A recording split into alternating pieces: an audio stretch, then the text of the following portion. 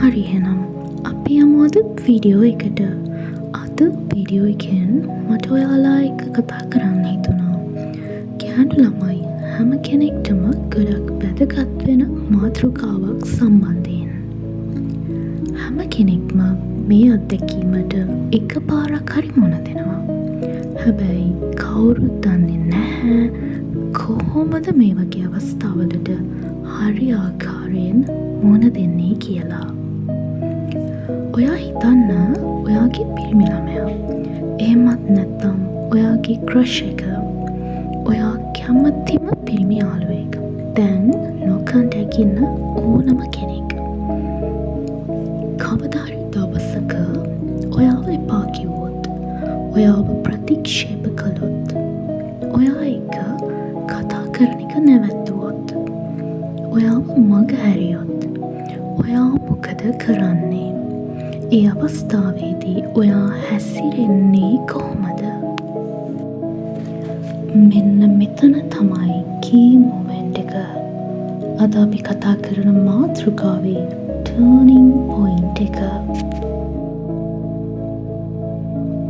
ඔයා මෙච්චර දවස් මේ වගේ අවස්ථාවකට මුහුණ දුන්නේ ඒ විදිහට නම් අද තමයි දවස ඒ හැම දෙයකටම නැවතීමේ තිත තියන්න. කවුරුන් හෝ කෙනෙක් ඔයාගේ ජීවිතෙන් නිවත් වෙලා යද්දී එයාගේ අහංකාරකම, මමත්වය, ආත්මාර්ථකාමී බව අඩු වෙන්න හෝ ඒක තවත් වැඩි වෙන්න පුළුවන්. අපි මුලින්ම දැනගන්න ඕනි ඇයි එයා ඔයාගෙන් ඈතට යන්නේ කියලා. ඒක එයාගේ ප්‍රශ්නයක් වෙන්න පුළුවන්. වෙනත් කෙනෙක් නිසා මේ වගේ දෙයක් වෙන්නත් පුළුවන්. කිසිම හේතුවක් නැතුව එයා ඔයාගෙන් ඈත් වෙලා ඉන්නවා වෙන්නත් පුළුවන්. නැත්තම් එක වෙලාවන් වලදී එක විදියට හැසිරෙනවා වෙන්න පුළුවන්. වෙලාවකට ඔයා ඕනි ඔයා එක්ක කතා කරනවා. හැබැයි ටික දවසකින් ඔයාව ගණන් ගන්නේ නෑ වගේ. වැඩි කතාවක් නැතුව ඉන්නවා. ඒ වගේම ඒක ඔයාගේ එනර්ජි එකේ ප්‍රශ්නයක් වෙන්නත් පුළුවන්. ඔයාගේ හැසිරීම සම්බන්ධ ප්‍රශ්නයක් වෙන්නත් පුළුවන්. මේ වගේ දෙයක් නම් එතනදී වෙලා තියෙන්නේ සත්‍යයක් නැතුවම ඔයා විසින්මයි එයාව තල්ලු කරලා දාලා තියෙන්නේ. මුලින්ම ඔයා තේරුම් ගන්න ඕනි මෙතනදී එයාව ලුහු බඳින එක නවත්තන්න. එහෙම නැත්නම් අපි අර කියන්නේ පස්සෙන් යනවා කියලා. අන්න ඒ දේ සම්පූර්ණයෙන්ම නවත්තන්න ඕනි. ඔයාට හිතෙන්න පුළුවන් ඒක වැරැද්දක් කියලා. ඒත් ඒක හිතන තරම් ලොකු දෙයක් නෙවෙයි. පොඩි ගොඩාක් දේවල් තියෙනවා ඔයාට මෙච්චර දවසක් හරියට තේරුනේ නැති. හැබැයි ඒ දේවල් ගොඩාක් වැදගත් වෙනවා පිරිමි කෙනෙක්ට ඔයාගේ වටිනාකම තේරෙන්න. ඔයාව මේ වගේ ප්‍රතික්ෂේප වෙන වෙලාවකදී ඔයා හැසිරෙන විදිහ අනුව එයාගේම ඊගෝ එක එයාගෙන්ම ප්‍රශ්න කරනවා. එයා කරපු දේ ගැන, එයාගේ තේරීම් ගැන. මෙතන ප්‍රධානම දේ තමයි ඔයාගේ ආත්ම ගරුත්වය රැකගන්න එක. ඔයාට වටිනාකමක් ඇති කරගන්නා එක. අද මම මේ වීඩියෝ එකෙන් ඔයාට කියලා දෙනවා කොහොමද මේ පිරිමි ළමයින්ගේ ඊගෝ එකට, අහංකාරකමට ලබා දෙන්න පුළුවන් උපරිම දඬුවම ලබා දෙන්නේ කොහොමද කියලා. ඔයා එයාගෙන් බල කරලා උත්තරයක් ලබා ගන්න උත්සාහ කරන්න යන්න එපා. එතකොට එයා දැනගන්නවා ඔයා දුර්වල කෙනෙක් බව. මොකද එයා ඔයාව නොසලකා හරින්නේ ඇයි කියන එක ගැන එයාගෙන් දිගින් දිගටම බල කරලා අහන්න පටන් ගද්දී සිද්ධ වෙන්නේ ඔයා විසින්ම එයාට බලය ලබා දෙනවා. එහෙම නැත්නම් අයිතිය ලබා දෙනවා. ඔය දෙන්නගේ මේ සම්බන්ධය මොකක්ද, මොන වගේ එකක්ද කියලා තීරණය කරන්න. එතකොට ඔයාගේ හිතේ මොන වගේ හැඟීමක් තිබ්බත් වැඩක් වෙන්නේ නැහැ. එයාට අවශ්‍ය විදියට තමයි මේ සම්බන්ධයට නමක් ලැබෙන්නේ. ඒ වගේම තමයි එතනදී එයාගේ අදහස පැහැදිලි එකක් වෙන්නෙත් නැහැ. එයා ඔයාට පැහැදිලි උත්තරයක් දෙන්නේ නැහැ. එයා ඔයාව මේ තත්ත්වයේදී තව තවත් කන්ෆියුස් කරනවා. ගොඩාක් පිරිමි අය කියන්නේ නැහැ ඇත්තටම එයාට දැනෙන දේ. ගොඩක් අය උත්සාහ කරන්නේ ඔයාව ඔප්ෂන් එකක් විදිහට එයාගේ ළඟින් තියාගන්න. එයාට අවශ්‍ය නෑ මේ මොහොතේදී ඔයා එයාගේ ජීවිතේ සම්පූර්ණයෙන්ම ඉවත් වෙන්න. ඒ වගේම තමයි ඔයාව විතරක් තියාගන්නත් එයාට අවශ්‍ය නැහැ. මං හිතනවා මං කියන දේ ඔයාට පැහැදිලි කියලා.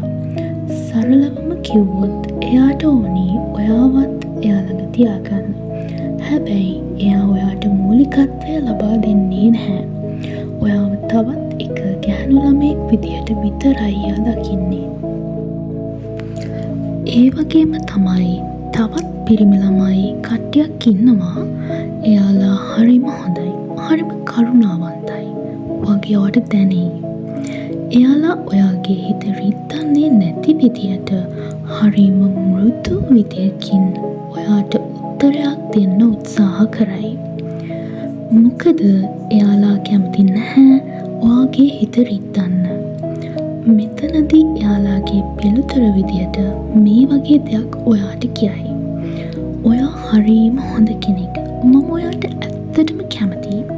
ඒත් මම ආදර සම්බන්ධයකට යන්න තවම සූදානම් නැහැ. මං ඔයා වගේ අයට හරිම කැමතියි. ඒත් මට දැන්ම කෙනෙක් ඕනි කියලා හිතෙන්නේ නැහැ. මම තවම ලෑස්ති නැහැ. මම ඇත්තටම ඔයාට ආදරෙයි. ඒත් මට දැන්ම ගෑනු ළමයි ගැන හිතන්න බෑ. හොඳට මතක තියාගන්න. හැඟීම් සම්බන්ධ තීරණයක් ගන්නා වෙලාවක ජීවිතේ ඕනෑම වැදගත් තීරණයකදී ඔයා බලාපොරොත්තු වෙන පිළිතුර ඔව් හෝ නැහැ යන දෙකින් එකක් විය යුතුයි. මෙතනදී කිසිම වෙලාවක එයාගේ උත්තරය අවිනිශ්චිත එකක් වෙන්න බෑ. Yes or no. Maybe is never an answer. ඔයා බලාපොරොත්තු වන පිළිතුර පැහැදිලි පිළිතුරක් විය යුතුමයි. එයාගේ පිළිතුර පැහැදිලි බවක් නැති අවිනිශ්චිත එකක් නම් මෙතනදී සිද්ධ වෙන්නේ එයා ඔයාව තවත් ඉදිරියට බලන් ඉන්න සලස්වන එකයි. සරලවම කිව්වොත් එයා ඔයාව වෙයිටින් තියෙනවා. ඊට පස්සේ ඔයාට මොකද වෙන්නේ? ඔයා දිගින් දිගටම මේ ගැන කල්පනා කරද්දී ඕවර් තින්කින් තත්වයකට පත් වෙනවා. බලන් ඉන්න ඔයාගේ මනස නොසන්සුන් වෙනවා. ඔයාගේ හැඟීම් හැසිරීම අවුල් සහගත තත්වයකට පත් වෙනවා. ඔයාට තේරෙනවා ඒ දේන් ඔයා කොච්චර අපහසුතාවයට පත් වෙනවාද කියලා. මේක ඔයාගේ බුද්ධිය මත තීරණය වන කරුණක්. ඔයා තේරුම් ගන්න ඕනේ සැබෑම පැහැදිලි පිළිතුර ලැබෙන්නේ ඔයා සත්‍ය තේරුම් ගැනීම තුළ බව. ඔයා ඔයාම තුළින් ඒ පිළිතුර ලබාගත යුතුයි. ඒ පුද්ගලයා ප්‍රකාශ කරන දෙය නෙවෙයි සැබෑ පිළිතුර. ඔයාගේ මනසින් සත්‍ය තේරුම් කරගෙන ඔයාටම ලබා ගන්න උත්තරය තමයි මෙතනදී නිවැරදි පිළිතුර වන්නේ. මේ සමාජයේ තවත් පිරිමි කට්ටියක් ඉන්නවා එයාලා හරීම ව්‍යාකූල තත්වයක තමයි ඉන්නේ. ඔයාට මෙන්න මෙහෙම කෙනෙක් එක්ක සම්බන්ධයක් තිබිලා තියෙනවද බලන්න. එයාලාට කාන්තාවන් ගැන ලොකු අවබෝධයක් නැහැ. කාන්තාවන් ගැන විශ්වාසයක් පැහැදීමක් නැහැ. එයාලා කලින් මුහුණ දුන්න අත්දැකීම් හෝ එයාලා දකින විශ්වාස කරන යම් දේවල් වලින් කාන්තාවන් ගැන අමුතුම ප්‍රතිරූපයක් මවාගෙන ඉන්නවා. කිසිම හේතුවක් නැතුව හැම කාන්තාවක්ම හැම ගැහැණු කෙනෙක්ම එක වගේ හිතනවා. මෙයාලාට හරියට දේවල් තේරුම් ගන්න අමාරුයි. නැත්නම් එයාලා හිතේ තියන් ඉන්න දේ විතරක් විශ්වාස කරලා ගැහැණු අයව ගැඹුරින් තේරුම් ගන්න උත්සාහ කරන්නේ නැහැ. ඔයාටත් මේ වගේ කෙනෙක් හම්බුනත් ඔයා මොකක්ද කරන්න ඕනි? මේ වගේ කෙනෙක්ට කිසිම අවස්ථාවක උදව් කරන්න උත්සාහ කරන්න එපා. කාන්තාවන් ගැන හරි ඔයා ගැන හරි නිවැරදි අදහසක් ලබා ගන්න එයාටම අවස්ථාව ලබා දෙන්න. එයාට තනියම ඒ දේ කරගන්න ඉඩ ලබා දෙන්න. ඔයාට කරන්න තියෙන දේ තමයි ඔයාට ඕනි මොන වගේ පැහැදිලි පිළිතුරක්ද? ඔයාට එයාගෙන්නේ අවශ්‍ය පැහැදිලි බව ලැබෙනවාද? ඔයාගේ ජීවිතේ ඔයාට දේවල් අවශ්‍ය මොන විදියටද? මොන වගේ පැහැදිලි සම්බන්ධයක්ද ඔයාට අවශ්‍ය කියන දෙයට ෆෝකස් කරන එක? මං හිතනවා ඔයාට මම මෙතනදී අදහස් කරන දේ හරිම පැහැදිලිව තේරෙනවා ඇති කියලා. හරි එහෙනම් අපි යමු ඊළඟ කාරණාවට. ගොඩක් වෙලාවට පිරිමි කෙනෙක් ඔයාව දිගින් දිගටම ප්‍රතික්ෂේප කරද්දී ඔයාට හිතෙනවා ඒක එයාගේ ඊගෝ එක, අහංකාරකම. එහෙමත් නැත්නම් එයා ගේම් එකක් ප්ලේ කරනවා. එයාට ඕනි මාව කන්ට්‍රෝල් කරන්න. එයා මාව එක විදිහට පරීක්ෂා කරනවා. මෙන්න මේ වගේ දේවල් හිතද්දී ඔයාට කවදාවත් හිතිලා තියෙනවද ඔයාගේ ඊගෝ එක ගැන? මේ දේ ඔයාගේ ඊගෝ එක නිසා සිදුවන දෙයක් නම් මෙන්න මේ විදියට තමා ඔයාට දේවල් දැනෙන්නේ. වෙන කිසිම දෙයකට නැති මූලිකත්වයක් එයා ඔයාට ලබා දෙන්න ඕනි. එයා අනිවාර්යෙන් මට ආදරය වෙන්න ඕනි. එයා හිතන්න ඕනි එයා කරපු හොඳම තෝරා ගැනීම මම කියලා. මේක ඇත්තටම ඔයාගේ ආදරය නෙවෙයි. මෙතනදී ඔයා සිද්ධ කරගන්නේ ඔයා නිවැරදිද කියන එක ඔයා විසින් තහවුරු කර ගැනීමක් විතරයි. සැබෑ වේදනාව එයා ඉවත් වෙලා යන එක නෙවෙයි. ගොඩාක් වෙලාවට මිනිස්සු ආදරය කරනවා මට එයාව ඕනිමයි, මට එයා නැතුව ඉන්න බෑ, මට එයාව කවදාවත් අමතක කරන්න බෑ වගේ දේවල් එයාලා ඔළුවට දාගන්නවා. ඔයා කල්පනා කරලා බලන්න, ඔයාව කෙනෙක් ප්‍රතික්ෂේප කරලා මගහැරලා කතා නොකර ඉද්දී ඔයාට හම්බෙනවා ඒ කෙනාට වඩා ගොඩාක් ලස්සන, හොඳ, වැදගත් තවත් පුද්ගලයෙක්. එයා ඔයාට ගොඩාක් කැමති වෙනවා. එතකොට ඔයාගේ හිත මෙන්න මෙහෙම හිතන්න පටන් ගන්නවා. මේ පුද්ගලයා මාත් එක්ක ඉද්දී මට ලොකු වටිනාකමක් ලැබෙනවා. මගේ කලින් කෙනා එහෙම හිතනවා, එයාට එහෙම දැනෙනවා. හැබැයි මෙතනදී යථාර්ථය වෙන්නේ ඔයා ඔයාගේ වටිනාකම ඇති කරගන්නා මාර්ගය විදිහට ඒ කෙනාව දැකීම. සරලවම කිව්වොත් ඒ වෙලාවේ ඉඳන් ඔයාගේ වටිනාකම පවතින්නේ ඒ පුද්ගලයා මතයි. ඔයා ඔයාගේ සියලුම බලය ඒ පුද්ගලයා වෙත ලබා දෙනවා. මෙතනදී ඔයාගේ සතුට සම්පූර්ණයෙන්ම රඳා පවතින්නේ ඒ පුද්ගලයා මතයි. මේ සම්බන්ධයේදීත් කලින් විදිහටම ඔයාව ප්‍රතික්ෂේප වෙනවා නම් ඒක ඔයාගේ ඊගෝ එක සම්බන්ධ ප්‍රශ්නයක් වෙන්න පුළුවන්. මේ වගේ අවස්ථාවකට පත්වනාට පස්සේ ඔයාට හිතෙන්න පුළුවන් මම කොච්චර මහන්සි වෙනවද, මුදල් උපයනවාද, මම කොච්චර උනන්දුවෙන් දේවල් උත්සාහ කරනවාද. මේ කෙනා හරි මෝඩයි. එයාට මගේ වටිනාකම තේරෙන්නේ නැත්තේ ඇයි? ඒත් ඇත්තටම මෙහෙම හිතන එකෙන් සිද්ධ වෙන්නේ ඔයා ඔයාගේ වේදනාව වහගන්න උත්සාහ කිරීමක්. වේදනාව නැති කර ගැනීමක් නෙවෙයි. ඔයා ඔයාගේ හිත පොඩි රවට්ටා ගැනීමකට ලක් කිරීමක් විතරයි. ඔයාට අවශ්‍ය හරිම ආකාරයෙන් මේ වේදනාව සුවපත් කරගන්න නම් ඔයා ෆෝකස් කරන්න ඕනි ඔයාව විතරයි. ඔයා ඔයාට ලොකු අවධානයක් ලබා දෙන්න ඕනි.